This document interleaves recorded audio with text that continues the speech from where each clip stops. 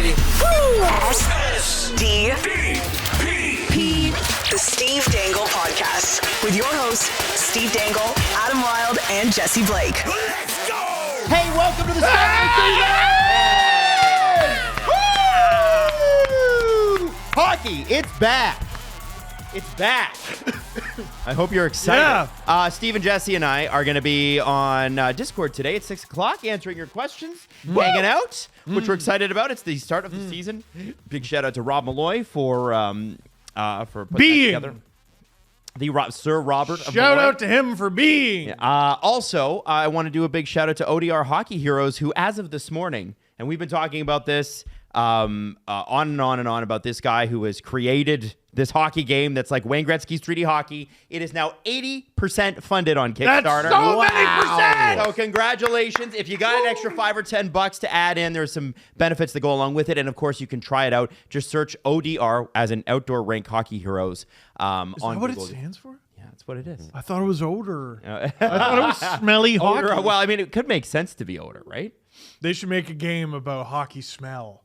Shout out Chris. Like Chris is I've never met somebody who's so passionate about their project, you know? Like I love people who are very passionate about what they do, and he is the definition of that. So it's awesome to see that this is almost funded.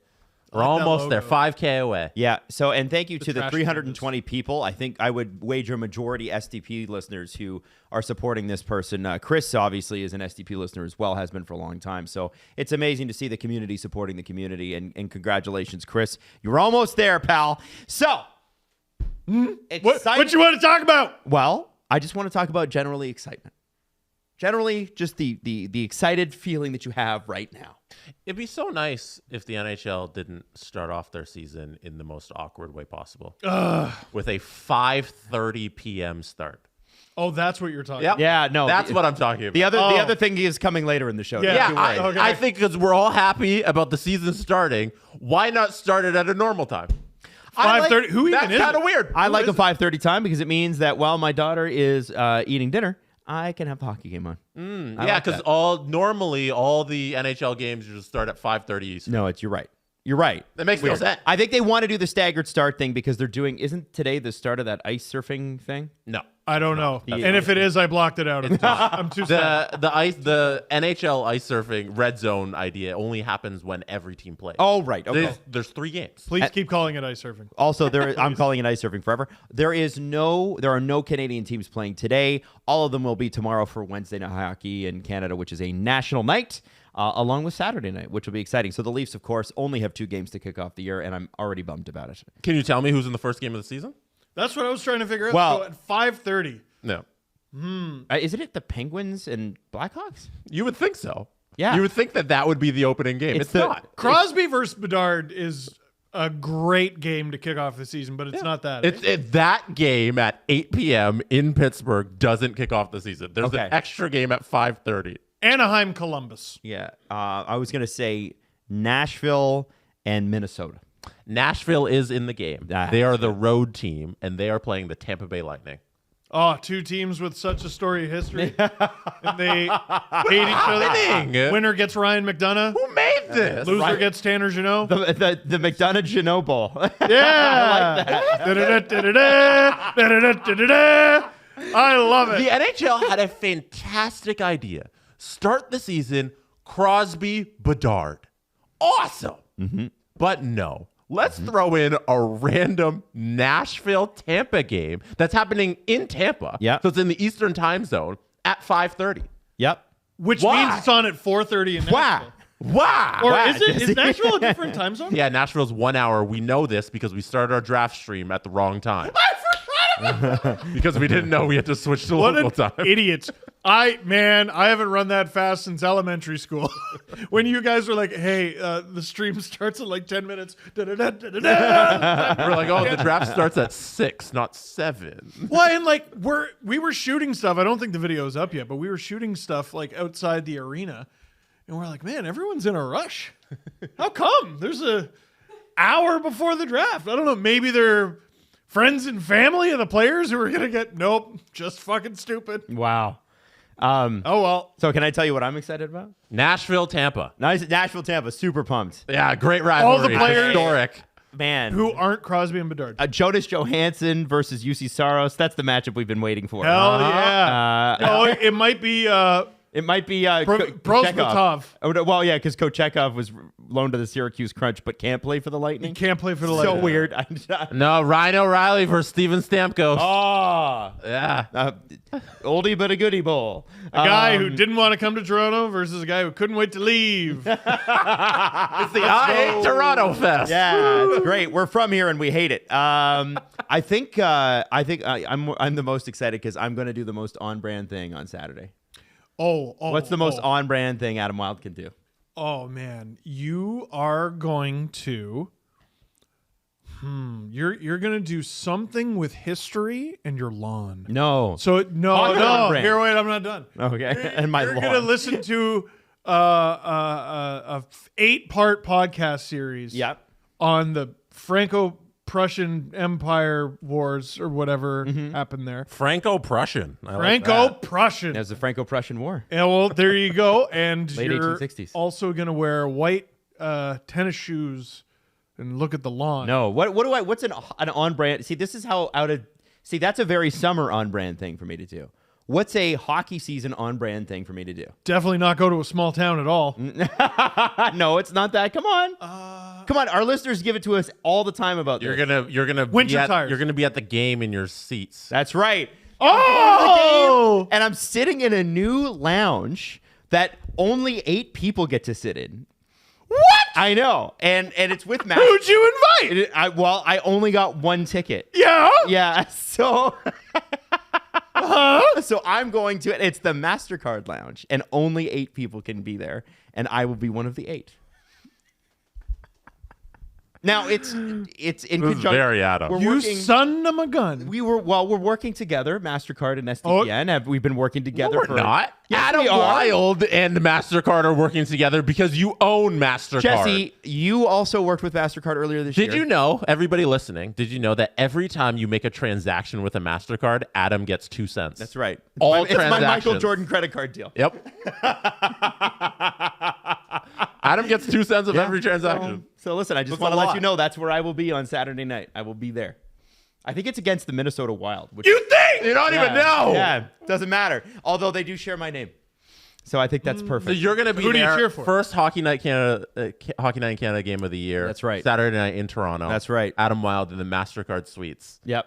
Are you going to smoke a cigar? No, you Are you can't gonna- smoke in there. Are you going to wear a top hat and No. a monocle? Maybe I will. Yeah. He's Maybe going to I wear a will. 3-piece suit like the old days. Yeah. Your crocodile shoes on, leather belt. Your now or later Gators on. Can you buy crocodile leather anymore? You would know. Surely. Surely.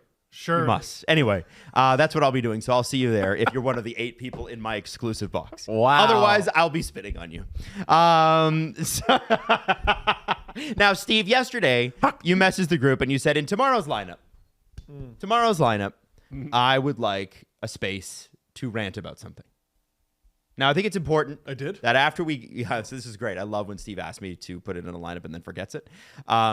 But I do remember. we have a huge announcement. You've maybe already seen it on social media, but there is an announcement. We're having a new show on SDPN, and they will join us after Steve talks about this. Steve, can you tell us what it is you wanted to say about waivers this weekend? Jesse, it was really important that Steve got this in. Oh, that's not the rant I thought I was going on. I wasn't you're going to going- rant about waivers. What did you I was wanna just say gonna about waivers? comment on it. What did you want to comment on? It's nice that Martin Jones got through. I thought we were going to talk about that. Do you want to save that for the Leafs thing? Yeah, I would. Okay, I'd well, love we can to. save And, that. and also, You didn't I say- like some of the things that were done. You didn't say Martin Jones waivers. You just said waivers. So generally, I assume, does he have an issue with the waiver wire that I don't know No, I just wanted to make sure it got in. about? Okay, all right. Adam, you do such a good job with the prep, and sometimes I'm like, I'm going to help. And then does it ever help? It does help. It Oh, does shut help. up. It helps. Well, how much % of the time? I mean, it's a. Yeah. We're happy. Yeah. Listen, I'm always appreciative of this. I did have a support and rant. help. that I So wanted to go on. so here. I did have a rant. Okay, And it's just that I'm so damn excited. Jesse, should we bring him on? Our new podcast? Yeah. Let's do it.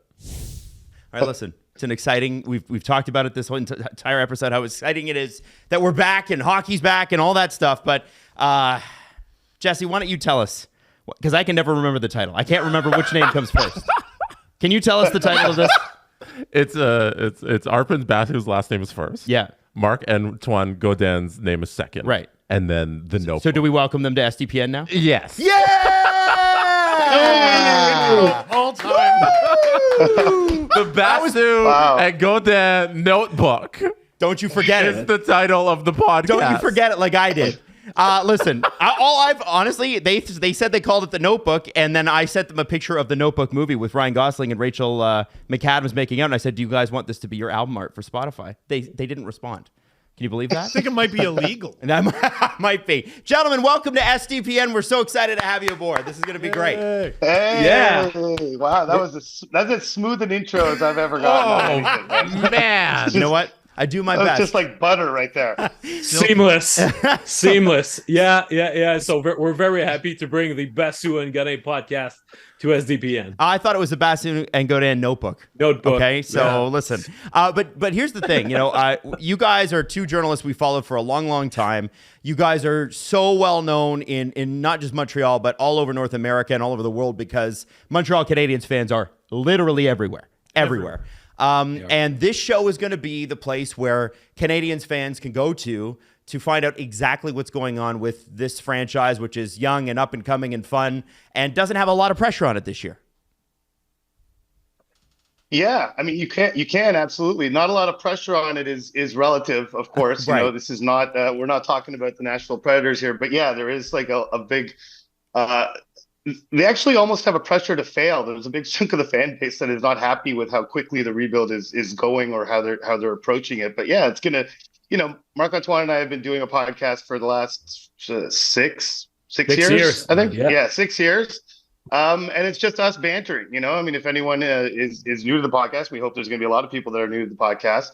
It's Marc-Antoine and I shooting the shit basically and about the Canadiens and all of our thoughts. And the reason why we chose the Notebook name is that like over the course of the week, we talked to so many people. We talked about so many subjects with players and coaches and everything that, it's impossible to get it all out in written form. And so this is our way to kind of fill in the gaps and fill in all the cracks that you might miss twice a week on this team. And I'm just so happy that Steve is now associated with the Montreal Canadiens podcast. This is actually what makes me the happiest of this whole thing is this marriage between Steve and the Canadiens. This has been a long time coming. I'm so excited. I get a lot of, first of all, a lot of Leaf fans got really mad at me for wearing that jersey. But also Habs fans, they keep coming up to me and they're like, I got so much joy from your misery in 2021.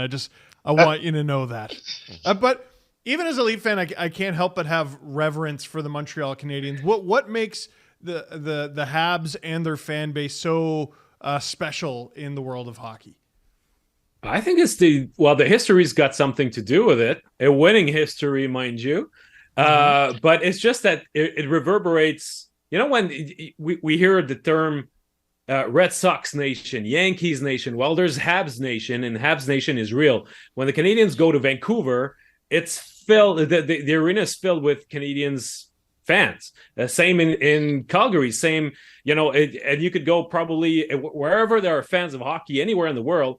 They know the Montreal Canadiens, and it's a brand that it's so evocative, so admired that's why it's so much fun to talk hockey about the Montreal Canadiens, because that your reach is huge. So we talk to fans that are from Montreal, from Quebec, the French speakers too, but everywhere you can reach fans of the Montreal Canadiens, and that's a lot of fun, because when you talk the nitty-gritty of that team, the nuts and bolts of the inner workings of that organization, that it interests people everywhere.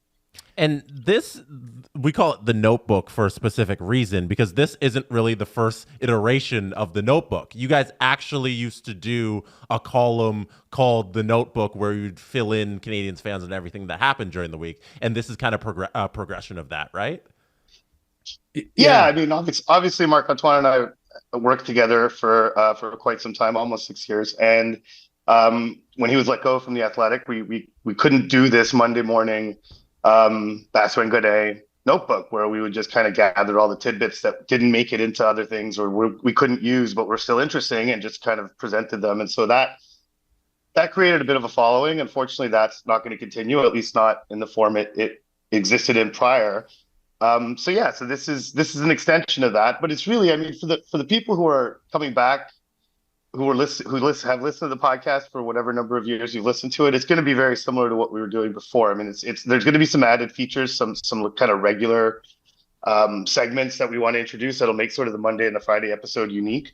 But by and large, it's going to be me and Marc-Antoine just kind of going back and forth on subjects, diving a little deeper than I think most podcasts are willing to go, and maybe a little too deep for some people's liking, but that's how we like to do it. You know, it's the minutia and the details and all that stuff is something that really kind of fascinates us and is going to kind of drive the podcast just like it did before. Yeah, and our podcast too used to be bilingual, so we used to have an episode in French and another one in English. But the Basu and Godin notebook with SDPN will be strictly in English. So it's going to be still twice a week and twice the fun. That was awful. That was terrible. I know. Yeah. That was as good as me. I love cheesy. I love it. I love it extra cheesy. Should that go in the description? It should go in the intro. Of the Yeah, podcast. that's got to be it. Twice the fun. Twice the fun. Hey, Steve, you had a question, right? I was going to say, well, what pressing topic heading into game 1 of the season is causing you twice the fun? What pressing topic? Well, I mean, it's, I think the Canadians were kind of devoid of any information. Our first episode really dives into everything we learned from Sunday to Monday. But the pressing topic with the Canadians is, this need to have sort of a top end talent emerge from kind of the group that's there. So you have Nick Suzuki, who's 24 now. I don't want to call it a make or break, but it's kind of going to define who he is as a player this season. Is he a guy who can get you 85, 90 points a year, or is he going to settle into kind of that 75-point range, or even lower? We'll find out. Cole Caulfield, what's he going to become? Like the high ceiling guys that they have sort of to show some evidence that they can reach that ceiling.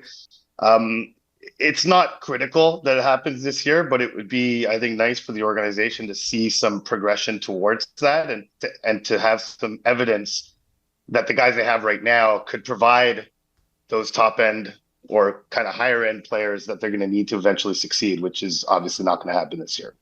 Yeah, they're going to be big on individual progression, even more than the group progression. So they need, Arpin mentioned those guys, but Kirby Dach's growth is going to be huge for this team. Mm-hmm. Alex Newhook, who's a newcomer, how is he going to fit in that group and provide them with, another bit of, let's call it high-end talent, but certainly like higher tier talent. This is going to be another guy who's going to be interesting to watch. Caden Gooley on defense. But the tricky thing is that they've got those young guys that they really bank on, but how much are they going to stretch, the rubber band and see, well, guys, it's going to be your team now, so go on and improve. Well, at some point, is it going to be too much responsibility, or all those young players are going to be up to the task? That's going to be a very key thing to follow all season long.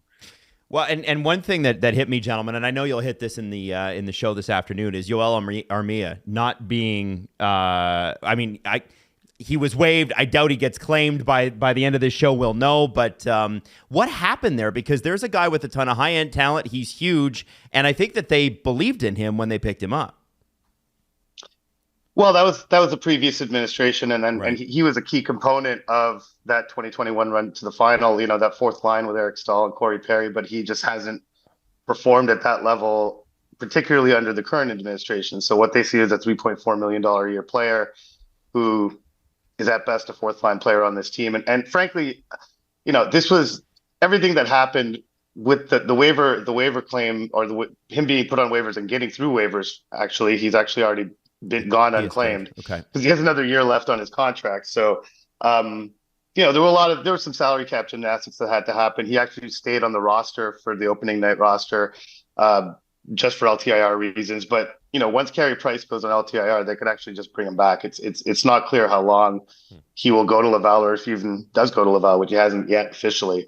But he's just, I think this was also a way to send him a message. Like, his training camp was very blah. He actually played like a guy who just has a job and just didn't want to get hurt, sort of thing. So, and that's kind of how he rolls. He's when he's on, he's really good, and he has a skill set that's very rare in a bigger guy. He has incredible hands in tight quarters. Is a good board battler.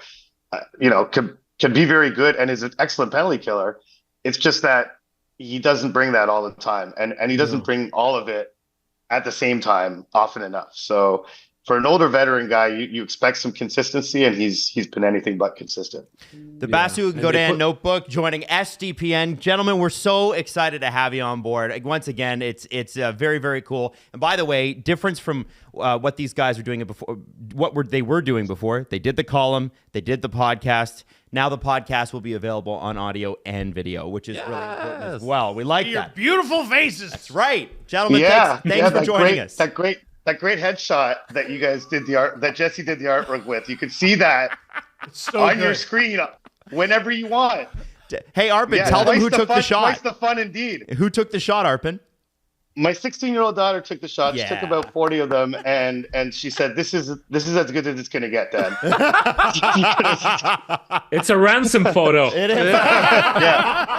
Yeah. I don't think you're gonna get very much. I'm blinking twice. Send help. Arpin, hey, thanks so much. Marc-Antoine, thank you. Congratulations on the show. We're thrilled to have you on the network, and we'll see you Mondays and Fridays on SDPN. Yes. Thanks, guys. Yeah, we're thrilled to be here, guys. Thanks a lot. If you're looking for a foundational daily nutritional supplement, might we suggest AG1, specifically Jesse? What? You're the AG1 ambassador. Me recommending it? Well, Jesse was 5'7" before he started taking this stuff, and then he shot up AG1 like a beanstalk. Does not make you grow. Mm-hmm. No? What does it make you do? It makes you start your day on a healthy note. It has all of the vitamins and minerals you need, and like that's what I love about it. I don't love it, but I look at the daily nutritional value of a lot of the things I consume, and when I have AG1, I know that I'm getting what I need that day in terms of the vitamins and the minerals I need. You're gonna get things like sustained energy, improved digestion, and support for mental clarity and focus.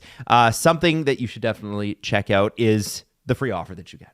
Okay, we love this offer. I love free stuff. If a comprehensive solution is what you need to your daily supplemental routine, try AG1 and get a free 1-year supply of vitamin D and 5 free AG1 travel packs with your first purchase. Go to drinkag1.com/SDP. That's drinkag1.com/SDP to check it out. This episode is brought to you by BetterHelp. With the excitement of September over, hockey's coming back, whatever. What I do find is that you get a lot of excitement, and then later in the fall, the daily grind kind of gets to you. The days get shorter. The sunlight goes away. That's the absolute worst. The worst. It's the absolute worst. Yeah. And that's when things can get a little bit difficult. And that's why we recommend checking out taking care of your brain. And one of the ways you can do that is BetterHelp. This episode is actually brought to you by BetterHelp. And one of the things that we want to impart here is that therapy can be done a million different ways. It can be done in person. It can be done over the phone. It can be done over video chat. It can be done by texting. And all of those ways, except for the in-person, are available with BetterHelp. You're going to get matched with a therapist in 48 hours. If you don't vibe with that therapist, because that's really important too. Mm-hmm. You do need to have a connection to your therapist. A rapport. It's like a friend, a little bit. And it's very, very helpful, obviously, with these darker months coming up. So if you feel like you could benefit from this, make your brain your friend with BetterHelp. Visit betterhelp.com/SDP today to get 10% off your first month. That's BetterHelp, HELP.com/SDP. All right, so we kind of mentioned it a little bit off the top, and I want to say this. Speaking of twice the fun, Bedard Crosby. I just want to know what you guys are expecting from that matchup tonight, because hockey can go one of two ways. It can be like, oh, that was like letting the air out of a balloon, kind of disappointing, or sometimes it's magic. And the NHL, to their credit, has put the best old guy versus the best young guy. Yes, they absolutely have. By the way, this made me feel so old. Sid the Kid, Do you vividly remember Sidney Crosby's rookie year? It was 2005-06. Yes. Of course you do. Yeah. Right? I was in high school. Yeah. Exactly. I was in high school. We were in our final year of high school. Mm-hmm. We vividly remember it. Connor Bedard has never lived 1 second of his life in a world where Sidney Crosby was not in the NHL. When was his birthday? I don't know. So can you But he's verify that? 18, and this is Crosby's 19th season. Okay, his birthday is July 17th, 2005. Yep. There you go. Yeah. No, I'm right. When did Crosby start? 05-06? Yeah. So he hadn't played his first game, but no, he had been you're drafted. wrong. He had been drafted. wrong. He was a 2-month-old baby. He was a babe. Steve, you made a claim. Your whole thing was that he hadn't been on Earth while Crosby was in the league. That's literally not true. Yes, it is. We all knew he was going to make it. We knew that shit had changed. He had been drafted, yeah. But He had been drafted, and the Leafs got Tuukka Rask, and like the Penguins and Leafs were set going forward into the future. I think you were wrong. I think you smell, and also your shirt's stupid. It's a cool shirt. Fuck. Stop being perfect. I hate it. Listen, Okay. I think it's really cool, and the best thing for the league would be if they traded goals tonight. I need to see Connor Bedard's first ever goal scored against the Pittsburgh Penguins. I need the Crosby reaction shot, and I need an old guy goal. It's either got to be Carlson to Malkin to Crosby and in, or Letang to Malkin to Crosby and in. Well, what about the old guys in Chicago? Do you want Foligno to Perry to Taylor Hall? Is Taylor Hall an old guy? Does that count? Yeah. Yeah, I mean, he's on the other side of 30. I don't know if he's old guy. Yeah. He's getting there, but he's not like Corey Perry. He's seen things. Yeah, though, he's seen some you shit. know. I mean, he Taylor played Hall's been through everything. he played in Buffalo with Jack Eichel. Like, that's rough. Yeah. It's going to be mean when they're like, oh man, there's so many first overall picks in this game. We got Sidney Crosby and Connor Bedard and Taylor Hall. And, you know, get ready. Taylor we Hall got won action tonight. Taylor Hall won a heart. He did.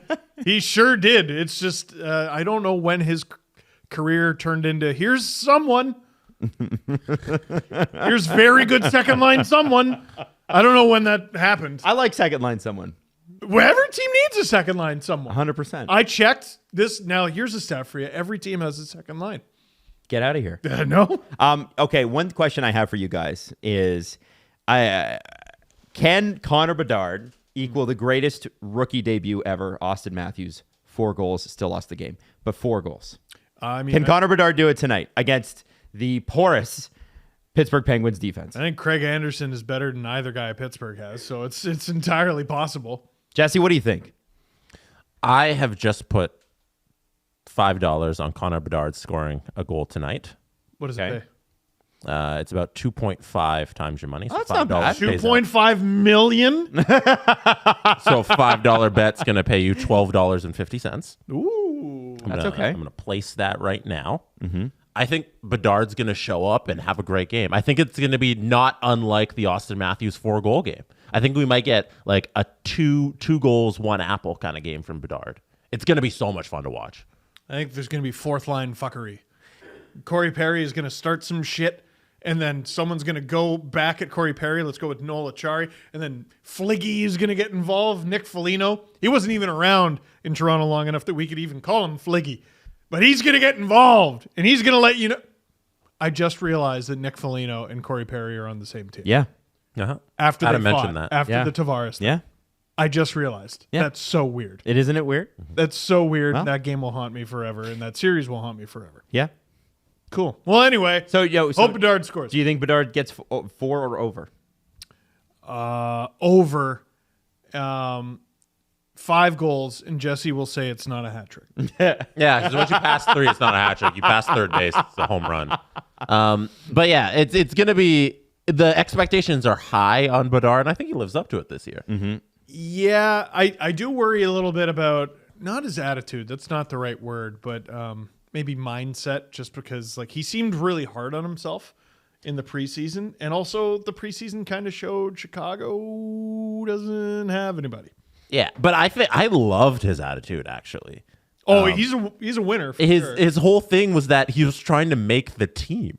It was so ridiculous and out there, but it seemed completely genuine. McDavid was kind of like that. Yeah. I feel like it's the same mentality of these guys who are at this next other level where they're it's not humbleness because they know how good they are, but it's like this determination of like, I got to take every step at every level. And I know like, hey, my first goal is to make the team because nothing in life is guaranteed. I still need to work hard. And I love that from him. Yeah. Listen, gentlemen. What's wrong? I just want to know. That has been on Twitter. I just want to know what kind of bets $2 Steve is making tonight.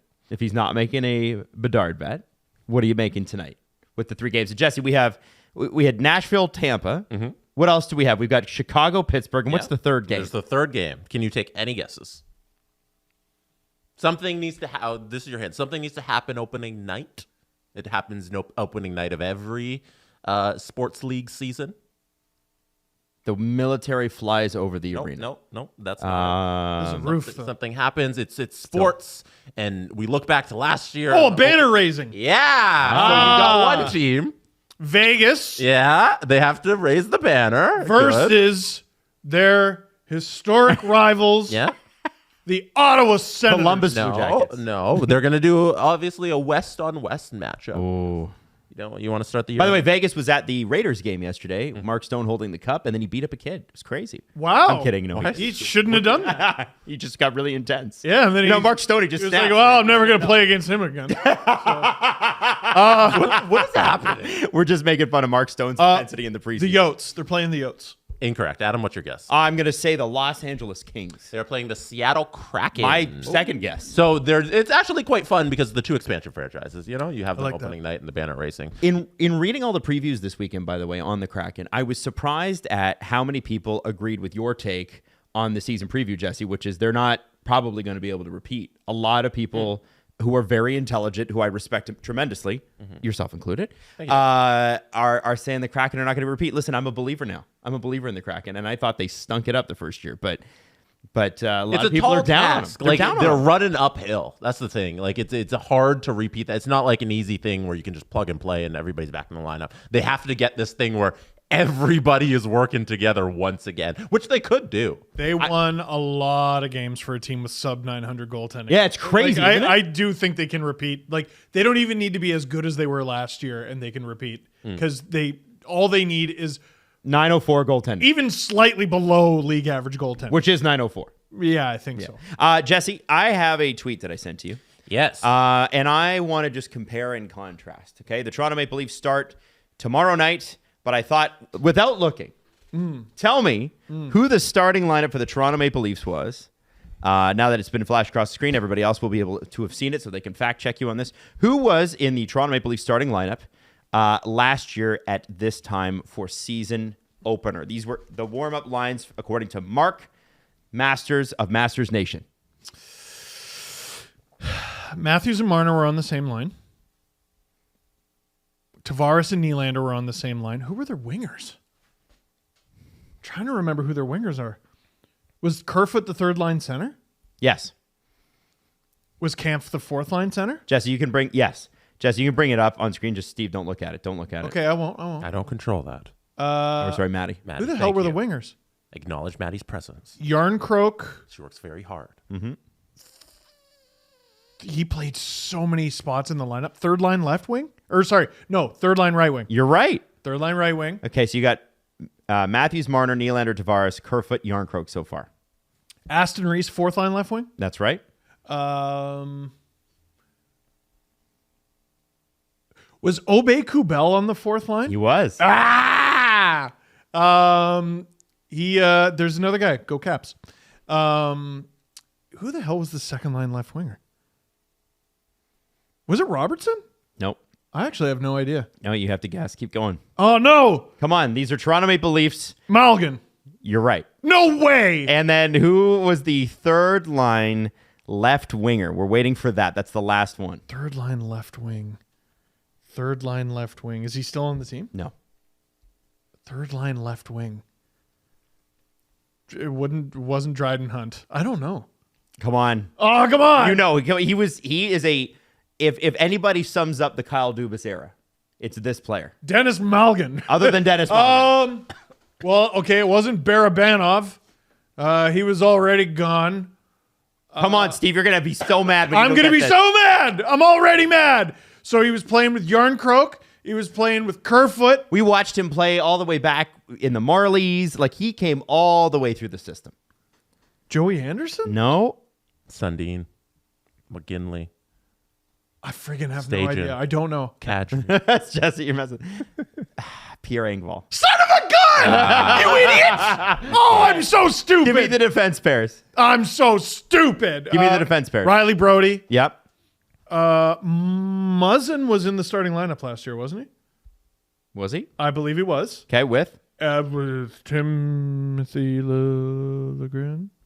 No. Shit. Nah. Muzzin who? Come on. Muzzin. This is the easy one. Come on. Giordano Lilligren. Was that a thing? No. What? Lilligren was not in the starting lineup. No. What? No. What I tell you about him? Muzzin. Come on, he played with a bunch. Played with the guy. We hate this line. We hate Steve. this pairing, and everybody told us it was great. Yeah. No. Well, yeah, anything with Lilligren on it. No. Think about penalties in the playoffs. Dermott? No. Oh, wait, no, that was the Spinorama and the... No. Oh, Hall? Muzzin Hall. I hated that pairing. And then you got that pairing sucked. And then Giordano. No, but the numbers said they were No. great. Giordano and who? Sandin? Correct. Hey, on his offside, which Who was started? terrible. Who started? Oh, in net? Leafs had two goalies. Who were they and who started? It was Martin Jones, and he lost. No, not No, he didn't Martin start Jones. the I mean, Martin Jones. Sorry, Matt Murray. There you That's go. right. Yeah, I knew who I was. Who's the backup? When you said no, I was like, what do you mean? Who was the backup? Samsonov? Samsonov. Now take a Hey. look. Now take a look at this year's. Yeah, Steve, you can have a look at it. Bertuzzi, Matthews, Marner, Put him in my Domi, Tavares, Nylander, Nyes, Minton, Yarncroke, Gregor, Kampf, Reeves, Riley Brody, McKay, Klingberg, and Giordano Lilligren. A lot different this year. It is a lot different. I'm really... I mean, I think that lineup's better, guys. I do I think too. that lineup's way better. There is a Jenga piece that could be pulled at any moment that instantly makes the lineup worse. Like, Minton needs to be good. He needs to be good. He needs to prove he can hang there, because if he doesn't work, who's replacing him in that lineup? Well, this is the thing. You move David Kampf up. I don't know if that's the greatest thing for him. So do you put Yarncroke to center? I don't think that's the greatest thing for him. Does Nylander then go to center? I don't think that's the greatest thing for him, but they did try it. I like this lineup. There could be an Achilles heel up front, and I'm not sold on that decor, but it's probably better than the one they started with last year. Klingberg being the one I think everybody's not sold on, but you're the one who's a little less sold on Lilligren at this point. Well, I'm Not that you're not rooting for him, but for it's like, different reasons. Like, I want Lilligren to wow me, and I want Klingberg not to. I don't want to be like, wow, he's bad. And I wonder if Lilligren makes the lineup if Connor Timmins is healthy. Oh, man. I guess we'll never know. I guess we'll never know. Yeah. Poor guy. Poor guy. It looks as though, as of today, and this is probably just a paper transaction because they're going to sign Noah Gregor, but because they haven't done that yet. Right. Easton Cowan is on the roster as of right now. So when you submit your roster, it has to be in place for 24 hours from that opening roster deadline to 24 hours after that. You can't make any more like paper transactions. Could it be possible he starts opening night and never again? Like he just gets sent back to London and Possibly. Who does? Easton Cowan. Like instead of them signing Gregor right away. Oh, tomorrow? Yeah. Oh, I don't know. They're not going to accumulate cap because they're in LTIR, right? So Yeah. they can't accumulate cap. I think we just need a little bit, like 12 hours to pass, and they can fix this. Yeah. Oh, okay. Yeah. It's this all the cap gymnastics going on around the league. Like There's like 5 people who really know it, and then anytime you get a slight detail wrong, you get like 50 people on. You're like, you idiot! How come you don't know that? I I'm had like, one- yeah, okay. You quote the whole cap back to me. I had, all right, I all had right. one the other day. Like Nyes, I think, is going to get sent down today, Yeah, it's a paper transaction. and then he comes. Yeah. Yeah. Interesting. Nick Robertson not making it, and I think. Where's he supposed to go? Well, exactly. So here's the interesting thing this morning. First line center. We know that the Leafs need a center and the Leafs need a defenseman. And as of this morning, the Columbus Blue Jackets have made it known that they are willing to deal one of their defensemen. That's interesting. That is interesting because they were kind of chock full, and we sort of talked about that, how they had overhauled their defense, but I think they've gone a little too far perhaps in that direction. And I wonder if, the season has to play out a little bit. I don't think Toronto would make a trade right now. They obviously want to see Klingberg, and I'm sure after a couple months if the guy's going to really work out or not. But if it doesn't, that's a potential trade partner. I think there are 2 trades the Leafs could make before the deadline, and I think it's for sure a defenseman and for sure a third-line center. Because it's a lot to expect Fraser Minton to come in and be the third-line center all year. If he is, that's amazing. But the NHL season's a lot longer than what he's ever done before. It's interesting you brought up Columbus because their division rival is the one that Friedman speculated about. Flyers. The Flyers. Yes. Yeah. So I think there's a landing spot there for a team that just needs to accumulate guys. They need these kinds of projects like Nick Robertson, and I don't have the Flyers roster up in front of me, but I wonder who can come back from that. If you take Nick Robertson, you flip him for. I bet you could get Rasmus Ristolainen. Well, I don't know if you want that. You could put either of, if Minton were to go back to junior, you could put either of Domi or Nylander at center and call Robertson up, throw him on second or third left wing. I got one. How do you feel about this? And this is total bullshit. We're not suggesting that this is going to happen. But if the Leafs wanted to make a move on the defensive side, what's been speculated by multiple people is that part of the Klingberg signing is his contract would go back the other way because it's a 1-year deal, really easy to get out of. What about Travis Sanheim? 27 years old, $6.25 million. Nick Robertson, John Klingberg, maybe plus. I don't know how the Flyers value him.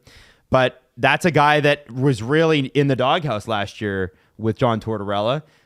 Sometimes Torts has guys there where it works. Some guys, it doesn't work. Kevin Hayes led the team in scoring. Couldn't wait to get the hell out of there. You just kind of wonder, I know. Would it kill the Leafs to give Nick Robertson a shot? Well, there is that. I'm bullish on.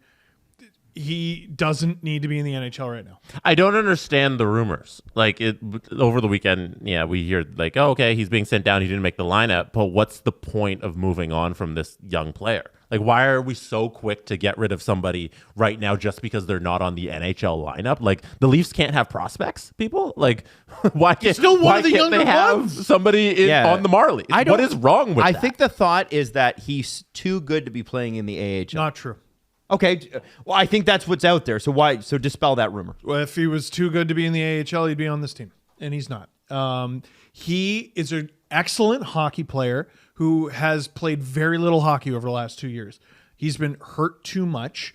He's eligible to be sent down without waivers. He, I think, just turned 22. Mm-hmm. He's going to be fine. He's going to be fine. He could be an NHL regular as soon as this season if someone gets hurt. There's still a possibility out there, even though he's not on the roster. Robertson could be called up to fill in for an injury and score 20 goals in the NHL. That could happen this year. Jesse asked a great question. You're not allowed to have prospects. I'm sorry. This whole era of doing right by guys to find him an opportunity and everything. I think that applies to veteran guys. It applies to guys like Barabanov, who you make a promise to get him over to sign with your team. We're going to give you every opportunity to sign in this team. We're going to play you in the top 6. And if it doesn't work out, we'll send you somewhere else where you'll have an even better opportunity and you can sign a multi-million-dollar deal. That's Dubas keeping his promise to Barabanov, and it worked. Robertson is a prospect in his early 20s with high upside. Why are you trading that player? It doesn't. And you're guaranteed to have an injury. Guaranteed. Oh, yeah. Guaranteed. Well, not tonight. They're not going to play. But yeah, tomorrow night, game 1, it could happen. You never know. And this is somebody who played 15 NHL games last season and then 2 AHL games and was injured for the rest of it. We haven't seen Nick Robertson play hockey in a long time. He played 17 pro hockey games. I don't understand. And one training camp, and everyone's like, you know what? He didn't make the lineup. Let's trade him for something. It's a little ridiculous. You can trade anyone for anything, but it better make sense. Mm-hmm. Like there are Robertson trades out there that make sense, but he's too good to trade if that makes sense. Yeah, and More valuable to your organization in the AHL. in the history of the Leafs, shipping guys off who they don't have immediate use for has been detrimental to them. I remember when they moved on from Travis Dermott, not this past season, but the year before, and they sent him to Vancouver for a 3rd round pick. I just wondered, why not keep somebody for depth?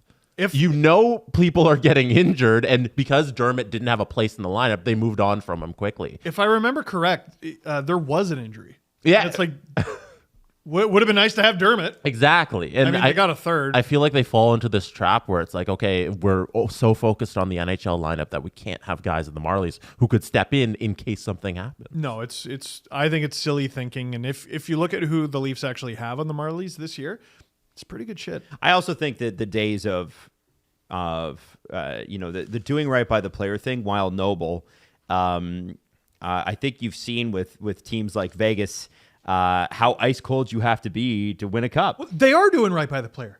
You didn't play last year, so we're gonna have you in the minors where you're gonna wreck shop. You're gonna fuck shit up. We got a bunch of big guys down there to help protect you. We also got some skill guys down there who are going to put the puck on your stick and you're going to score. And with your great play in the AHL, you're going to come up, do a good job at the Leafs, and be an NHL player for a long time. Yeah. That's doing right by a player. He played 2 games last year. Yeah, with the Marlies. No, with the Marlies, yeah. Yeah. 15 with the Leafs, but yeah. Like, 2 what are we with the doing? Yeah. No, What are we I think doing? you're right. Yeah. I think you're right. Doesn't make sense. Doesn't make sense. Okay. Now, I don't know if you heard this, but after the season's done, and we can actually run this video because it's promotional, the Scotiabank Arena, at my request, is going to be completely renovated. $350 million. Wow, they're fixing your box. After the Leafs and Raptors. So I've got the video both on what Scotiabank Arena will look like in the actual arena and then the executive suites as well. So I'm sending that stuff over to Jesse right now. And here's the thing. MLSE will be doing this with completely their own money. Good. They're owned by 2 of the richest companies and one of the richest families in the country. Good. Yes, they ought to be. Good for them. Good for them. I don't know. That's all they deserve. Yeah. What, do you want a medal? You also, I don't think you can get taxpayer money for something like this, right? Well, you could try. And believe me, yeah, they would. All right, so give it a play there, Jesse Blake. Sure. Is there a sound? I don't think so. But, I guess there is. We're not playing. Yeah, no. Yeah, no. So, We don't need Wow. that. Can you describe it for everybody to listen? essentially, it's going to be the same layout as what you're used to before, but a lot more of the video screens, LEDs. LED everywhere. Like, you imagine a streamer's basement. That's what it's going to look like. Also, there's a brand new Amazon Grab and Go where you scan your credit card at the beginning and you just grab whatever you want, you leave. So the Rogers Center has this now. So they do? a lot of this looks like what the Rogers Center renovations look like in terms of that concession area. It looks very similar. And I like the fact that there's going to be a new spot to get your jerseys. Like, there was always a spot, but it was too small. You can't move. Yeah, you can't move. You can't get anything done in there, and I think that's going to be bigger. This is all going to take place, of course, at the end of the Raptors and Leafs season. So it'll happen over the course of the summer. All the restaurants are going to be renovated as well. They're going to look a lot more modern. I think, if you walk into some of those restaurants, they look good, but they all have like carpet on the floor and, things that were cool 20 years ago. Now they're going to be putting in some other stuff. Now, Jesse, there is a second part too, and I wanted to just take you into my world. The MasterCard executive suite level. Shut up. Because I'd like you to know what it's going to look like. Because again, I'm going to go to, the MasterCard suite level this weekend. 41 times. This is what it's going to look like on the Adam Wild side of life. Ooh, I need just to wanted you see. How does the other half live? All right, this is how I walk in. Oh, what's up, Scotia Club? They're like, yo, what's up, Adam? You're here all the time. And then anyway, I guess, this is just a bunch of doors, but eventually you'll see that the posters will be updated. The page will be updated. It's going to look cool in there. It does look there's Adam. There's me. Oh, there he is. There's me. There's younger, fitter me. No, that's you right now. There you go. Look at the size of the phone in that guy's front pocket. Yeah.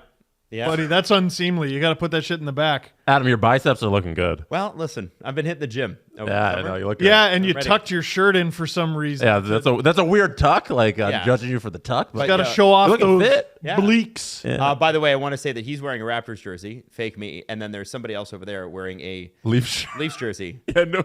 But they're at a Raptors game because it says "We the North." and Gary Trent Jr. is on the screen. So Yeah, there you go. That's that person wore the wrong shirt today. Mm-hmm. Yeah. Mm-hmm. A lot of. Oh, now Wow. we're at a Leafs game. That's a big box. Look at Yeah, that. so it Don't should make be the Leafs. Leafs versus the Habs. It's- Why are the Habs? The Habs are on the home team side. Fire whoever made this. You know, they spent too much money on this. You think so? You know how much work went into this graphics package? Jesse, do you know how much the renovations cost? That's true. That's fair. Yeah, so that's going to be the MasterCard Lounge Damn. next year. Oh, it's like an open concept But lounge. that's not what it looks like yet, but it will. I actually really like that. Yeah. It's So- too like boxy, if that makes sense. There's too many damn walls up like at right Leaf now. Field. Oh, yeah. Yeah, now. Yeah. Not when it was no, built- their design actually takes care of that. Open concept wasn't like a cool thing 25 years ago when it was built, right? It was, you Then know. people were like, "Oh, what if we could move?" Yeah, what if we just blew out all the walls? I like that about Jay's game. Like, if you want, you could just never go to your seat. Yeah. Just wander. Yeah. Chill. Can I stand here? Yes, I can. Yeah. Nice. Freedom. You That's can't what they do call that with the Leafs right now. So anyway, it's going to be cool, and I'm glad to see it. Now, unfortunately, on the eve of the NHL season, we found out that any and all expression has been banned. And to give you an idea of how big this story is, you may have seen it floating around yesterday about Pride tape. Mm-hmm. You know, because all the Pride jerseys, the rainbow jerseys, and the Hockey Fights Cancer jerseys, and the Military Night jerseys, they've all been banned. Mm-hmm. But Pride tape has now been banned.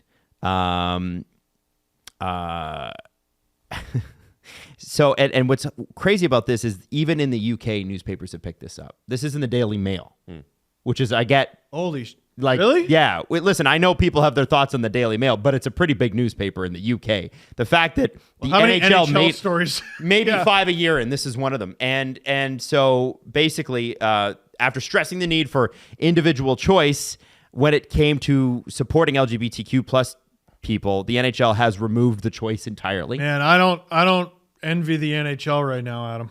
Why not? Oh man, the free speech absolutists are going to be all over them for this. I wish. They're going to go nuts. Yeah. Yeah, no, everybody who advocates for free speech should be like clamoring. Furious to get about behind them, Any you know? second now, Yeah, because that's what it's about, right? they're Right. going to fight for that thing that they say they believe It is. real hard. It's about free speech. It is. And it's about the NHL curtailing that. yeah. No, they don't have like other goals. Yeah, no, they really No, jumped they on mean this. this. Issue. Yeah, They mean this and only this. because this includes limiting free speech, right? Well, I don't understand why they can't wear the fucking tape. Also, like, please actually try to find a player for that.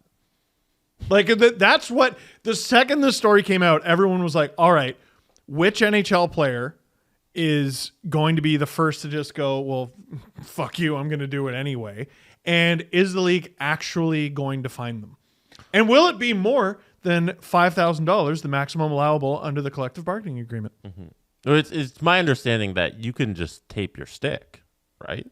There are like certain rules about stick tape. I mean, they don't apply to Mark Stone. We know that the butt of his stick, he uses like 5 pounds of it. Right. Yeah. The thick. Yeah, thick he's top got the of goalie. knob. Yeah, Goalie he's got knob. the goalie knob, and like goalie knobs are not really enforced except color of the goalie knobs because They can be white and black. no, they can only be white.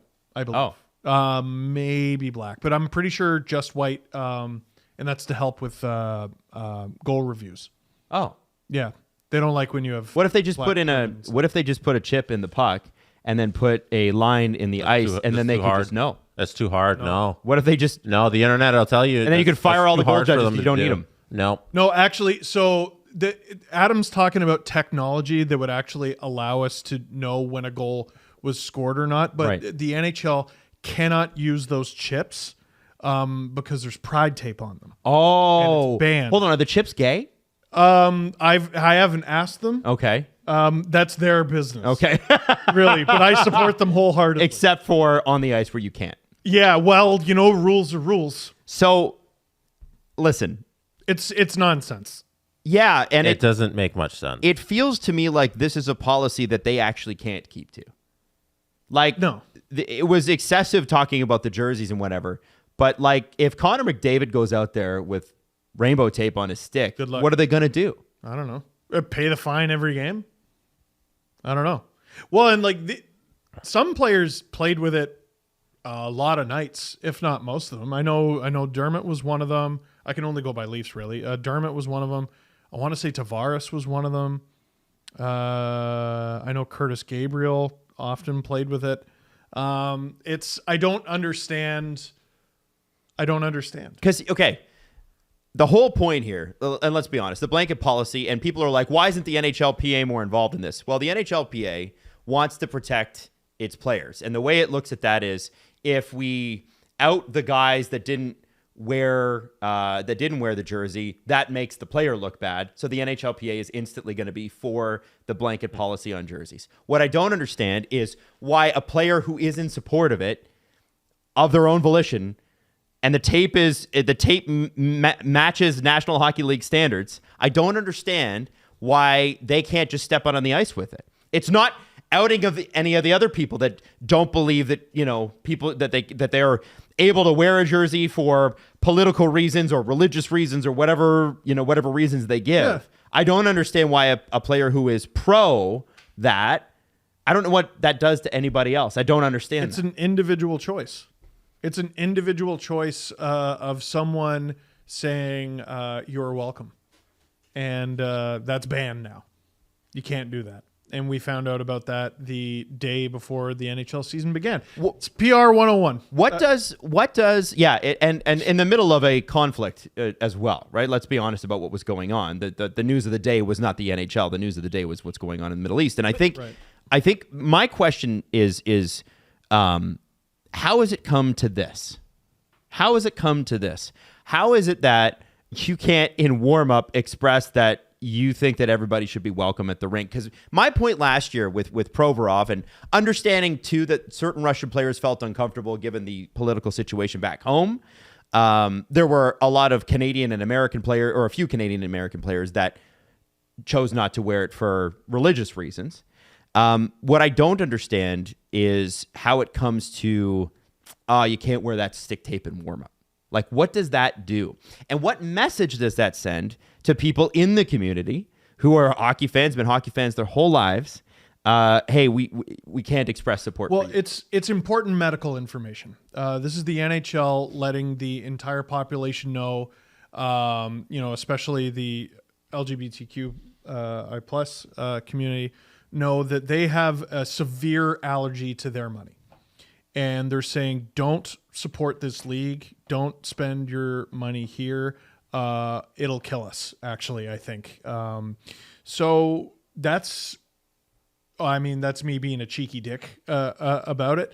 I think it's just the league being cowards. Listen, if you're going to do a thing, have a backbone and stand behind it. So someone I was talking to yesterday was like, well, does the NBA do this? Does the NFL do this? Do all these other leagues? I don't know. And what couldn't hockey for once be like, well, that's their business. Who cares? Be a leader. Why do you need to compare? You lead in so few things. Yeah. The NHL leads North American sports in so few things. And they took a lead in this, and I don't know, a couple dozen guys, maybe less, kind of ruined it. And not only did we lose the things that were the subject at hand last year in the jerseys, we lost everything else associated with it. Mm-hmm. So, I don't know. The color blue offends me. The Leafs should just wear white. Oh, the color white offends someone else. When did we stop? All right. And when did we stop? And if you want to do the comparison thing in the other leagues, NBA players, they all can wear different shoes. They all don't, there's not uniform specific shoes. So if you want to have a sense of expression, if somebody wanted to wear rainbow colored shoes, they could.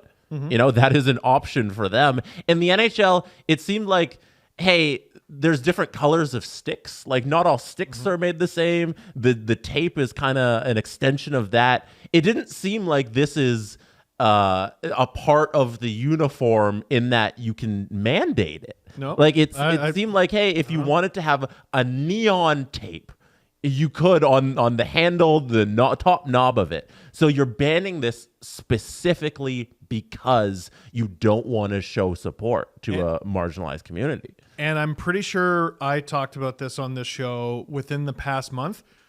Place your bets now. Who's going to be the first goalie who has to change their mask? Who's going to be the first goalie who has to change their mask? It's going to be someone. Guaranteed it's going to be someone. Now, why do you say that? There's not everybody's going to understand what you mean. Because goalies put all sorts of things on their mask. Artistic expression, artists that they like, family that's important to them, something about their nationality, something about their religion. Who's going to be first? Again, the free speech absolutists should be losing their fucking mind, and I don't think a single one of them is going to lift a finger. Well, I think if you were to have a military night and they had military tape and that was banned, I think you'd have a different reaction to this. Yep. If you don't say. Now, the Pride Tape team, the people that create it, put out this statement. We are extremely disappointed by the NHL's decision to eliminate Pride Tape from any on-ice activities.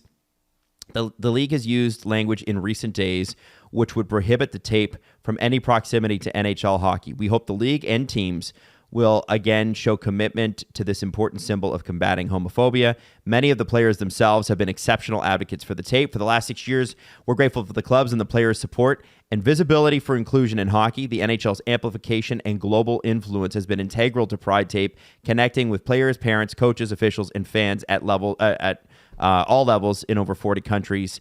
And it goes on, obviously. But I also wanted to say this. So one of the NHL's major initiatives, even 10 years ago, was You Can Play. That would be Brian Burke in honor of his son who passed, who was a member of the community.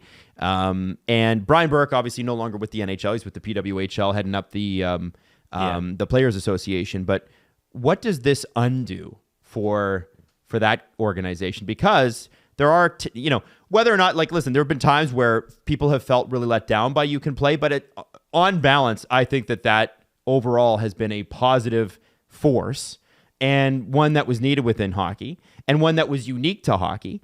And, hockey is for everyone and all the catchphrases or whatever. What does this undo in that 10 to 15 year period?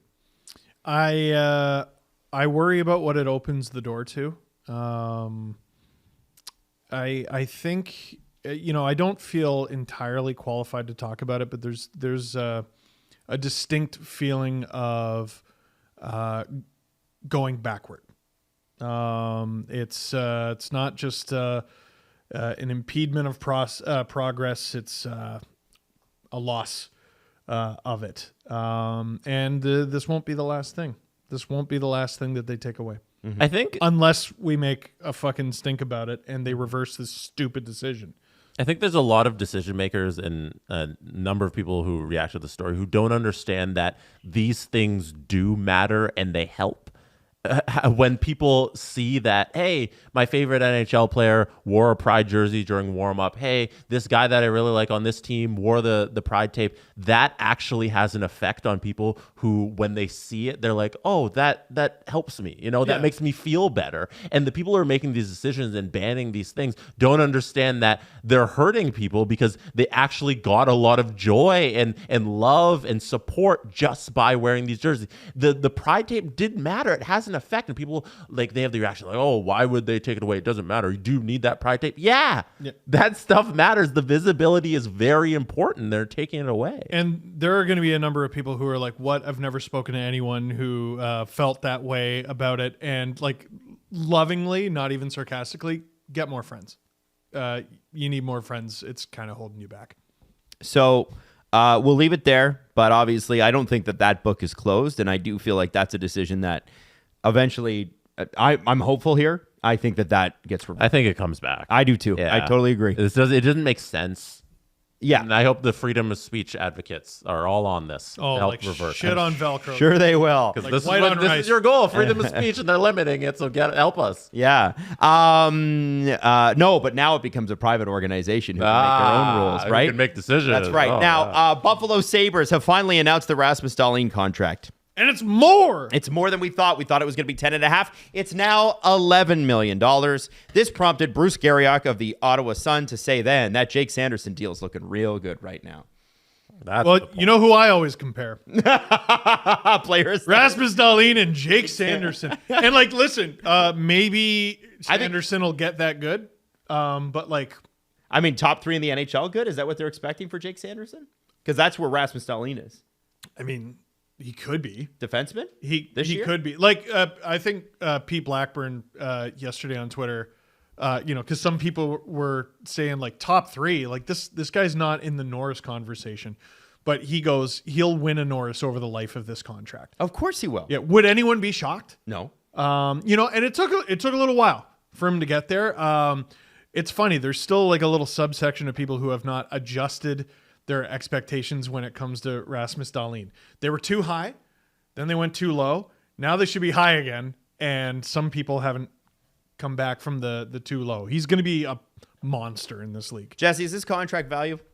Is Oh it good yeah, value? yeah. It's only going to get better as the deal goes along. Like now, Buffalo has their like 3-headed monster all locked up. It's Dylan Cousins, Tage Thompson, and Rasmus Dahlin all signed for 7+ years. You know, this is what they needed to do. And $11 million for your number 1 defenseman who's going to be there for 8 years is a good value contract. I don't know. You didn't even add friggin' Owen Power to that. Yeah. No, I meant in terms of like the locked up guys. Right. Yeah. Right. He still needs to. Because outside of the locked up conversation is Zach Benson, Owen Power, and JJ Petarka, I think is a sneaky good player for them. Noted Alan Walsh client. Damn it.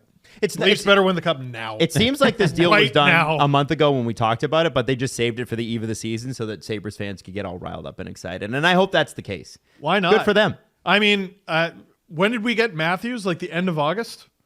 Woo! Like I almost wish like we were more patient. It's like good they PR. couldn't have even waited for the first day of camp. Yeah. You know what I mean? Like, yeah, it made me feel better to know sooner, but like, woo.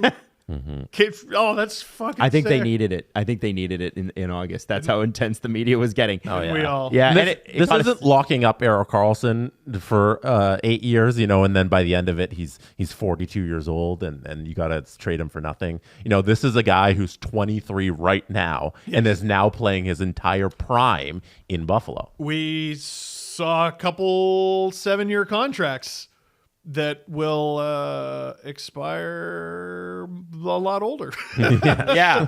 I don't know when we're getting to that. Well, we'll do it right now. Mark Scheifele and Connor Hellebuck have signed identical 7-year extensions with an average annual value of $8.5 million each. Now, you got to remember the cap is going up probably 15 or 20% over the next 5 years. So, those percentages go down, but it is a lot of money for 2 guys on the other side of 30. And to be honest with you, 2 guys that will go down in Winnipeg Jets history as all-time greats. So on that side, it feels good.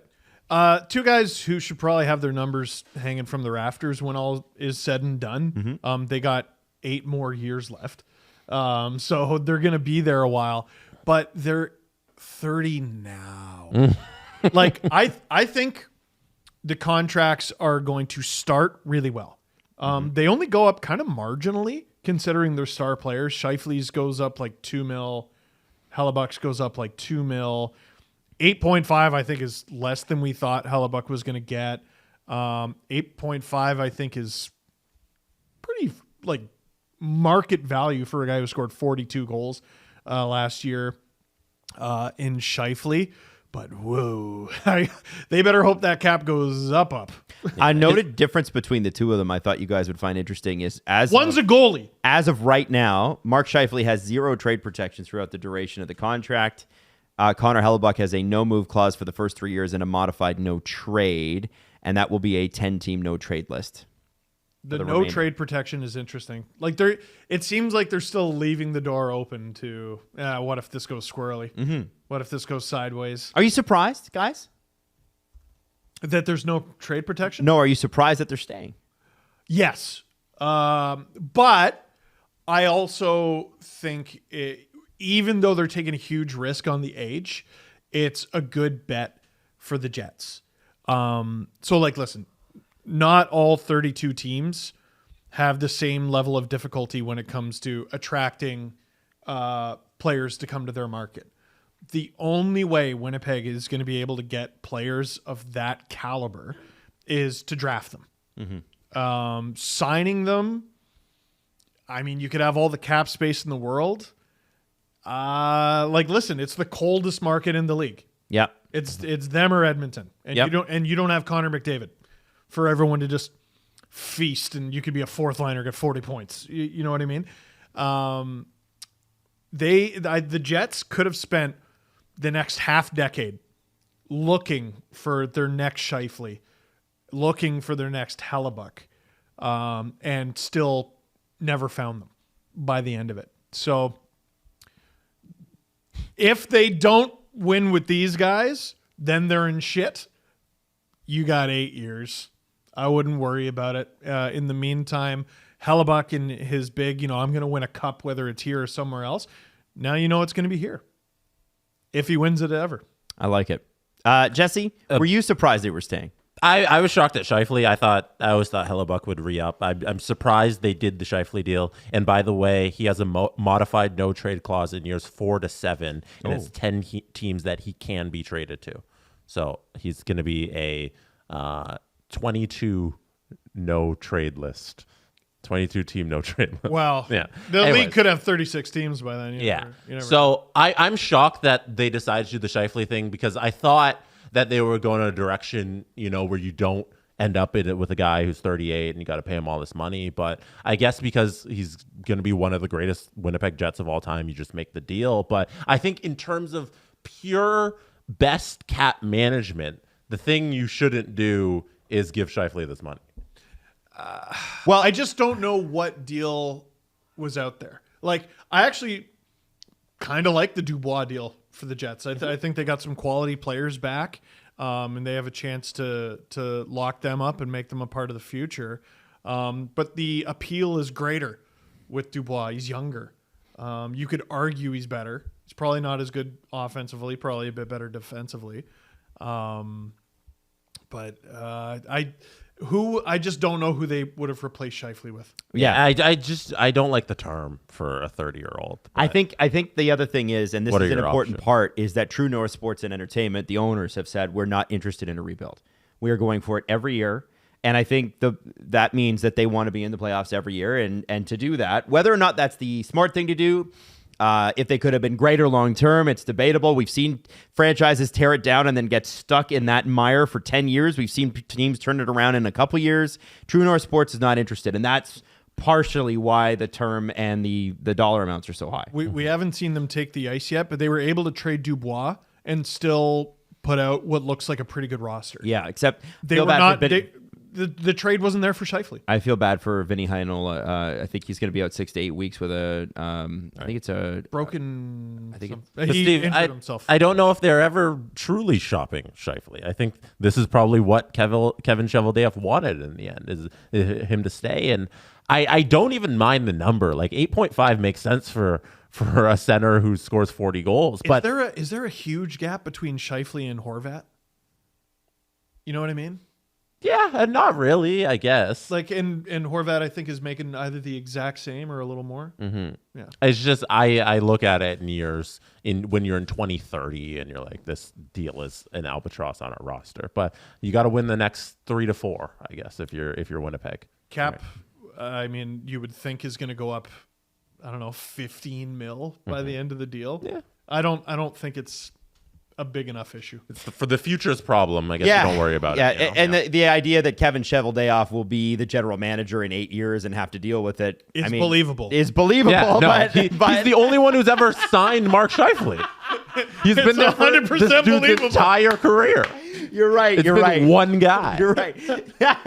Well, future Chevy's got a bit of a problem, I guess. Or maybe not. Maybe not. ODR Hockey Heroes. You've heard us talk about it. You heard us mention that it's 80% funded on Kickstarter, but we still do need to get that final 20%. Yeah, 80 is not 100. I learned that in math. Let's get to the 100. 100%. That's what right. it was. That's right. We have 320 backers. I would wager mostly from the SDPN community, and we do really appreciate We should make it jumping in. 420. 420? Yeah. Yeah. 100 more. Yeah. Let's go. Now, the great thing about this is supposed to be a fun hockey game that you jump right into. It's done by an independent studio. And frankly, you've got to save hockey from the hockey gods who have frozen the earth. The only way to save the planet is to face off in a hockey tournament with the fate of the world hanging in the balance. This is the kind of game that, remember those perfect Friday nights when your friends were coming over, your parents were ordering pizza, and you guys were going to play NHL all night on your N64 or your GameCube or whatever it is you played on? This is what this is. We want to bring fun back to sports video games. And you know what I hear? I hear upon release, the game will be ready.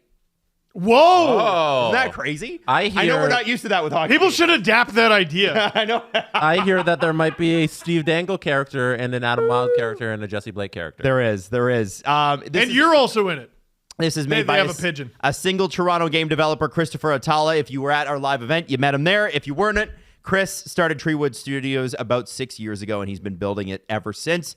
So the Kickstarter is still live. Check it out, Kickstarter ODR Hockey Heroes. That's ODR Outdoor Rink Hockey Heroes. If you want to search for it, the Kickstarter's there. Let's get them to 100%. Is there a way to pre-order an incomplete version of the game? Not this time, sir. Not this time. You don't even have to wait for the first patch. It's going to be great. I don't know. Now, something else I wanted to ask you guys about is Elias Pettersson. Yesterday on 32 Thoughts, Elliot Friedman basically said that, oh, you don't want to dance with us? We're not going to dance with you either. Yeah. Pettersson did say, listen, before I sign an extension, I'd like to know where this team is going. Mm-hmm. And he basically raised that he wasn't sure he wanted to commit long term. And so the Canucks have come back and done the mature thing and said, we don't want you either. Yeah. Nice try, Dua Lipa. I'm married. Yeah. Nice try. Exactly.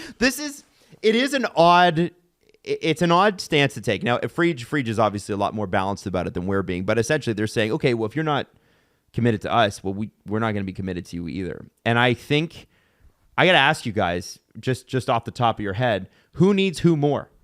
The Canucks need Pettersson. Are there 32 Petterssons out there? No. Are there 32 teams out there? Yes. So who's got more options? Pettersson. How did I do? You were perfect on the quiz, actually. Yes. And so this is the thing. Now, this is something that most general managers don't want. They don't want negotiations playing out in public. But very clearly from the Canucks side, you can tell that they're pissed. Cool. I don't think that's going to work out great for you guys. What are you doing? Well, what do you think, in your estimation, would be the right tact to take here, gentlemen? Roll out the red carpet. This is Elias Pettersson. Like, I know you gave the C to Quinn Hughes. That's fine. This is your best forward. This is the future of your franchise, despite the contract that you gave JT Miller. I mean, by the end of JT Miller's contract, Pettersson will be the better player. You have to know that. Not just from a ceiling standpoint, but an age standpoint. What's the age gap between them? 10 years? Probably. I don't know if Miller's maybe younger than I think. This is... listen, I don't... Miller is 30, Pettersson 24. There you go. Okay, so 6 years between them. I don't necessarily think they have a reactionary coaching staff. I don't necessarily think they have a reactionary front office. Pettersson seems cool as a cucumber. So who's the reactionary person involved who's screwing this up like they always do? Pretty sure it's Francesco. That would be the Francesco Aquilini, the owner of the Vancouver Canucks. Get out of the way. I Stop wasting your money. And he has a pretty smart hockey group Francesco. there. Like Jim Rutherford has had a ton of success. You're a rich guy. If you want to be richer, fire your entire hockey ops staff and do the job yourself. Do the job yourself. You've been doing it for like 10, 12 years anyway. Just do it yourself. This guy, he can't. He can't. I was kind of musing last night, there have been a lot of things that haven't made sense in Vancouver for a long time, especially since that run that they went on with the Sedins and, finals and then the next year of, losing in the first round. What a surprise that was. And it really never got better from there. The Tortorella thing, the Jim Benning, Mike Gillis was there too long. Jim Benning was there way too long, got nothing done, really. That series against the Bruins broke the franchise. Yeah, 100%. They have not been the same since. But, and maybe this is an unfair thing to say, but I'm going to say it anyway. There was a lot of dysfunction with the ownership group in Ottawa. Eugene Melnyk, and I've heard it from people that worked in Ottawa directly for the Senators. When he was in the office, everybody's, head down, tail between their legs. There was a culture of fear. I don't know anything about what it's like in Vancouver. I don't know how involved ownership is. But this is clearly, we've seen what's happened there on and off the ice for the last 18 months. This was very clearly a dysfunctional franchise, and it's only now coming to light. If I could give Jim Benning credit, is that he was able to keep a lid on it. Nobody knew. And then as soon as Rutherford got there, it was like all these guys start popping up, and he's trying to hold him down with hands and feet like it's like a game, trying to whack-a-mole, literally whack-a-mole. And I think this is just another expression of... Sorry, I'm just picturing a game of whack-a-mole where you're using your feet. Yeah. Or what's the twister? Twister too? Yes. It almost felt like that too. I wonder if the Vancouver Canucks, because they again, this is how they started last year. Last year's was off the ice. But a little bit on the ice as well. You had the team not getting along. You had a very public dismissal and lawsuit or human rights complaint lodged. Yeah. You had, this is a thing. And it's like, I think Andrei Kuzmenko is cool too. But he's not going to cover up for the fact that there seems to be a lot of dysfunction here. And the Ottawa Senators were the distraction. They were the ones that were in a mess. The Arizona Coyotes, perhaps before that, and perhaps a little after that too, with their dysfunction and their multiple ownership groups, maybe they distracted, but they're seemingly figuring it out. Well, and those are two franchises, though, that at different times succeeded despite what was going on in the background. Yes. Arizona to a lesser extent, but they weren't as sad sack as we thought. The Sens had that great run in 2017. Yeah, it was great. And Vancouver hasn't done anything in a while. This is a team with talent. The bubble, arguably. Yeah. This is a team with talent. This is a team that can make the playoffs. There's no question. Yep. But my question going into this year is, can they keep a lid on whatever mess they're hiding back there? Because it's very clear to Canucks fans that it's a mess. Very clear. You can't get into a pissing match with your best player. Listen, say what you will about the Leafs. This never happened with Matthews. Mm-hmm. And never. I did some digging. That's because they just gave him his money. Well, thank you, compliment section. Sorry. I did some digging to try and find some clues about how this is unfolding here. And on May 31st, 2023, Elias Pettersson's agent, JP Barry, spoke to Pierre LeBrun and Ryan Rishaug. And he told them about this contract. We've stayed in contact, that's Barry, the agent, with the GM. And he said, Elias is thinking about it. I think it's going to happen, the contract. We're going to sit down this summer. We're going to talk about staying there long term. That is the plan right now. So in May, beginning of April, the plan was Pettersson and management were going to sit down and his agent, and they were going to hammer out a contract extension this summer. Now we've reached October and the beginning of the season. Something happened over the summer where they both talked about this contract and they are now unhappy. We don't have a contract. We have 32 Thoughts report. Yep. I think there's a lot to read into there about how those conversations went with upper management in Vancouver. And we can probably deduce that they did not go well. And I think it's a wrong move here to not just give Elias Pettersson the contract that he deserves because he's one of the best players in the National Hockey League. And you can't afford to be in a situation where he does not want to be there long term. He's an RFA. That is a very important distinction. Yes. At the end of this season, Pettersson is an RFA. They hold his rights. But you don't want a situation where he signs a 2-year deal and you walk him to free agency and he leaves Vancouver. So this is JP Barry? Yeah, that's his agent. So I just Is one of his other clients, I think this is also of note, Bo Horvat. So he's had some great discussions with the Canucks, I'm sure. Oh, yeah. So what I'm looking up right now, because, not all agents are the same. And JP Barry is one of the, oh my God, how is this even possible? How is this even possible? He is one of the biggest, if not the biggest agents in the game. Mm-hmm. Guess how many clients he has? This isn't his agency. Well, this is him. It would be his agency. Like he works for like under CAs. Like Pat Brisson and JP Barry kind of work together. Right. Under but CAA. For Puckpedia, these are the players he has. I'm sure he's not in daily contact with all these players. Yeah. But he has 20 centers. 21 defense, 10 left wings, 11 right wings, and 9 goalies. This guy has more players of basically each position than most players have of any. Mm-hmm. That is friggin' wild. So when you talk about a contract being important to setting a precedent league-wide, forget the league.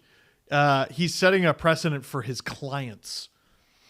And this is one of his biggest ones. What do you think the Pettersson ask would be? If Sanderson, with one season, is at 8.5, he's already making $750,000 more than Elias Pettersson is making this year. By the way, Sanderson's contract doesn't kick until next year, but you know what I'm saying. I mean, okay, so Rasmus Dahlin just got $11 million. Mm-hmm. Austin Matthews just got 13.25. 13.25. There you go. Right. Couldn't even remember the term. And the point I'm trying to make here is all these guys. I mean, Pettersson, outside of injuries, has been pretty fucking spectacular. 40 goals, 100 points should get you double digits. He should be like if Nylander's at 100 or at 10 million in his ask. What do you think Pettersson's ask? Well, would any of us bat an eye if at the end of this season Pettersson was nominated for the Hart? No. I'm not saying he's going to be, but like he's going to be in that perennial 40, 50 goal conversation, perennial 100-point conversation. He's never going to play a moment off of your top line.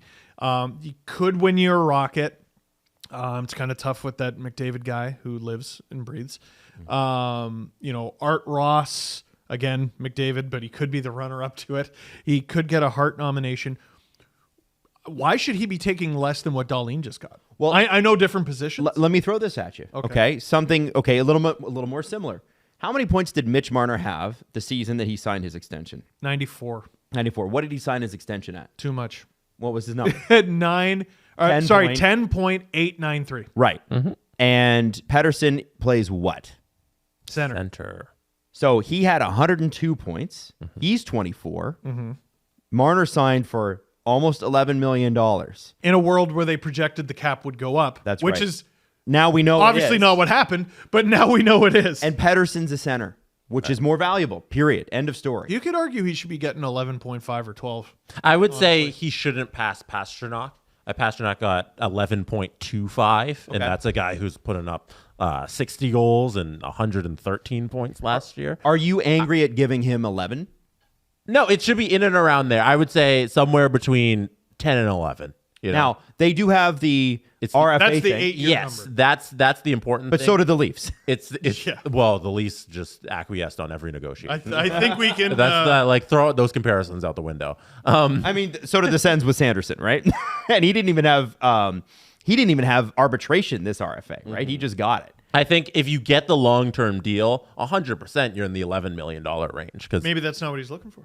If he's trying to do that short-term, you save a little, but I still think it's 10 mil. Like it's around there. Do you save a little or does it cost you?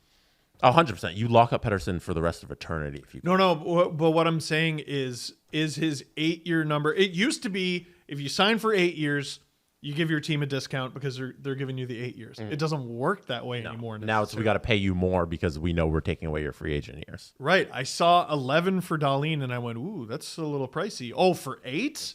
Yeah. For 8 these days, this market, do that.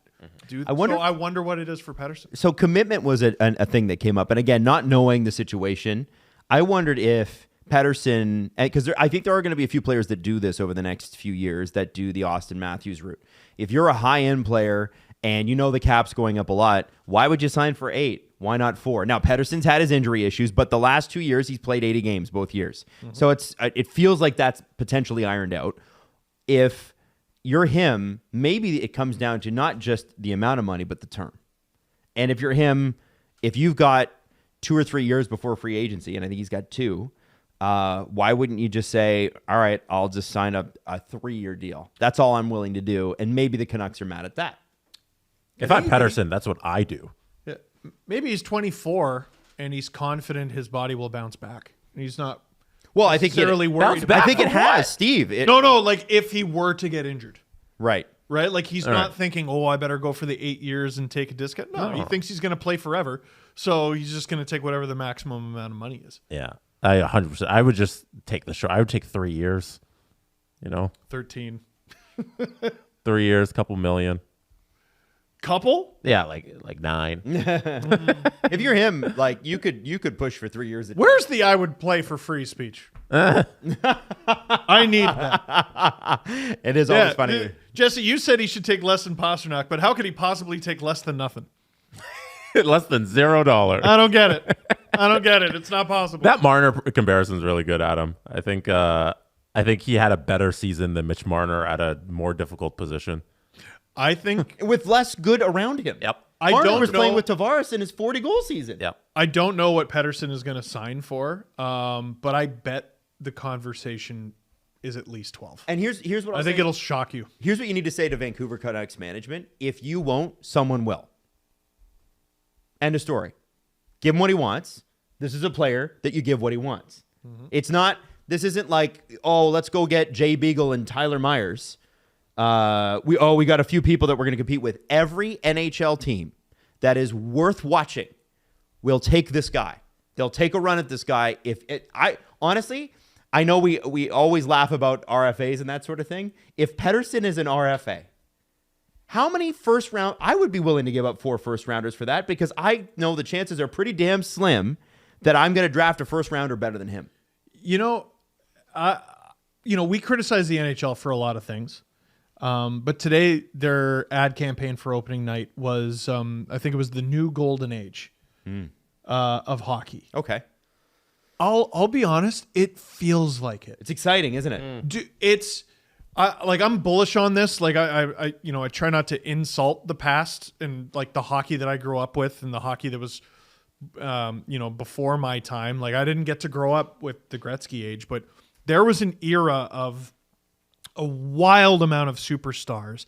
And then it was sort of Crosby and Ovechkin. And then like guys would pop up here and there and Kane and Taves. And they're everywhere now. Yeah. They're everywhere. Somebody's going to win the cup with 3 $10 million players. Hockey's in a good place in terms of superstars. In terms of talent. Yeah. But Pettersson in this league I think he's at least a top 10 forward. He's a top 10 forward, not on the Oilers. It's funny because they really screw up every conversation. We talk about the off-ice issues in the NHL, and it seems like that might be at its worst place. But the on-ice product and the reason we watch hockey and love it, it might be the best it's ever been. Never right been now. better. Like hockey is fantastic. Never been better. I said this in a Hat Picks video last year or the year before, and I tried not to insult the guy, but there was a between the legs goal. Merrick Malik? No, it was Tyler Mott. No. And I was like, guys, like everyone can do this now.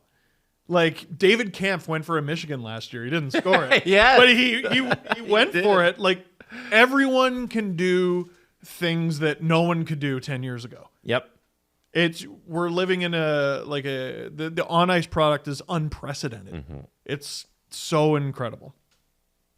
I know this started with Pettersson. Well, no, I think it kind of speaks to too. Like, okay, part of the thing for the Canucks is if you don't have that player up front, like I know they're trying to build around Hughes and Pettersson and Demko. Really, you don't have that guy up front. You don't have Pettersson up front. I know you got JT Miller, but he's not the star that Pettersson is. He's not the player that Pettersson is. Having the both of them is nice. Yeah. You've got Hughes and Pettersson in their early 20s. You must build around these two guys.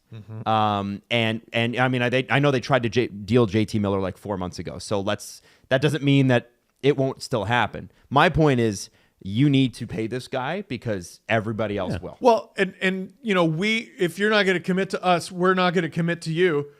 JT Miller, we're going to trade you. We're going to trade you. We're going to trade you. Here's 8 years. Yeah. Kind of talking out of both sides of your mouth. When did they sign that JT Miller extension, though? Because I think they almost tried to trade him afterwards. Wasn't it the spring? Oh, yeah, they might have. Yeah, I thought he was almost to Pittsburgh. Yeah, we're going to trade you. We're going to trade you. Here's 8 years. We're going to trade you. Never mind, you're staying and you're a core part of our team. Yeah. They got to pick a lane. I don't know. Jesse, I just wanted to throw this last one out there before we do a quick press conference. The New York Rangers announced their leadership group, and there's a lot of them. Jake Trouba is captain. The alternatives are Fox, Gaudreau, Kreider, Panarin, and Zibanejad. And just the right side of all their faces. Yeah, I'm not a big fan of this artwork that they're running. Everyone thought it was 6 guys. Actually, combined, it's 3. So it's okay. I also like. Is it okay to be a leader without? Because the Leafs have this too, where they have too many alternative captains, and they have to like trade off on it. And I just feel like, we can have 2 alternative captains and a captain, and other people can be leaders without it, right? What I'm confused is how they're gonna even divvy it up, because Trouba is the captain. Then you have 2 alternates, and then you could do what the Leafs did for a while, which was split home and away. But then there's still an extra guy. You rotate. Everybody gets a turn. Everybody gets a turn. So, like, in theory, could every single player on your roster wear the A at some point throughout the season? Except for the goalie. Not allowed. Yeah, for whatever reason. Screw it. I don't give a shit. I'm starting to think that alternate captains don't really matter. Hey. I What's think wrong? alternate captains matter. I was an alternate captain several times. I was also a captain several times. I was just saying alternate captains do matter because you do need somebody on there talking to the ref. That's the captain. Well, not necessarily if the captain's not on the ice. The alternate guy. What happens if the alternate's not on the ice? Then just somebody goes and talks to him. This is why you need. That's what happens when there's no captains or alternate captains on the ice. Nobody's allowed to talk to the ref. No one. That's what happens. They shut down the game. Actually. By the way, I think I discovered the problem. Yeah. When there's no captain or alternate captain on the ice, who do they go to? That's right, old guy. And that's basically exclusively the Rangers. Well, Blake Wheeler. So they had to be more specific. Except for Lafreniere. Except for Lafreniere. And Kako. Who they don't want. Yeah. You're young. Like, he could be great. He's not. He could be great, and they'd be like, get out of here. Him and Kako. I just don't know how relevant A captains are these days in the NHL. All right. Now, we're going to do a little bit of this tonight, but should we do a press conference? No, everybody ask your questions. We'll save. Go to our Discord, join it, hit sdpn.ca and join us on Discord, and go ask questions so we can answer questions on Discord tonight. Please do. Please ask us some questions. We'll be ready. 6 p.m. Eastern time. That's right. It's going to be in the middle of the greatest game of the regular season, Tampa-Nashville, which starts at 5:30. And 5 o'clock if you're in Nashville. So it starts during, basically, we start during, like, the intermission. Around could there. take it, yeah. Like, well, like, who knows? Are they doing anything? Because it's opening.